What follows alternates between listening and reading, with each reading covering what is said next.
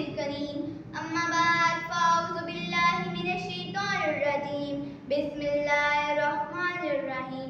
محترم اساتذہ اکرام اور میرے عزیز طلباء و طالبات، السلام علیکم. آج مجھے جس موضوع پر لب کشائی کرنے کا موقع دیا گیا ہے وہ ہے پاکستان ایک خواب کی تعبیر. ہم نے آنکھوں میں ایک خواب کی تعبیر رکھی ہے، ہم نے آنکھوں میں ایک خواب کی تعبیر رکھی ہے، جہاں پر رنگ بکھرے ہیں وہی تصویر رکھی ہے. جناب صدر، پاکستان وہ خواب ہے جو علامہ اقبال نے اپنی جاگتی آنکھوں سے دیکھا.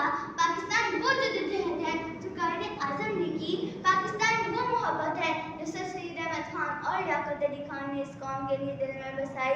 جناب صدر، اس خواب، اس جدوجہد، اس محبت نے ریت کی طرح بکھری امت کو کوہ گرا بنا دیا. یہ وہ کوہ گرا ہے جو جذبہ آزادی سے بہرور ہوئی، جس کے نتیجے میں اسلام کے نام پر ایک ریاست نقشہ عالم کے نمودار ہوئی، جسے اسلامی جمہوریہ پاکستان کا نام دیا. ہم اپنی سانسیں تیرے نام کرتے ہیں، ہم اپنی سانسیں تیرے نام کرتے ہیں. اے وطن، تیری عظمت کو سلام کرتے ہیں. ہم سب کو اپنے اپنی زمین سے پوچھنا ہوگا، آج ہم جس پاکستان میں رہ رہے ہیں، کیا یہ وہی پاکستان ہے جس کی جدوجہد قائد اعظم نے کی تھی؟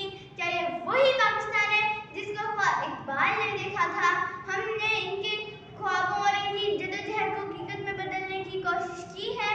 ہم نے جو ان کے شان و شان ہو. محترم سامعین، آج ہم ایک ایسے موڑ پہ کھڑے ہیں جہاں پر ہمیں یہ دوبارہ ایک بار دہرانا ہوگا کہ ہم لوگ اپنے ملک کو وہی مقام دلائیں گے جس کا خواب قائد اعظم علامہ اقبال اور ہمارے اجداد نے دیکھا تھا. محترم سامعین، ہم سب کو اپنے وطن کے لیے مل کر کام کرنا ہوگا اور ہمیں اپنی نیتوں کو پاکیزہ اور اپنے مقصد کو عظیم رکھنا ہے.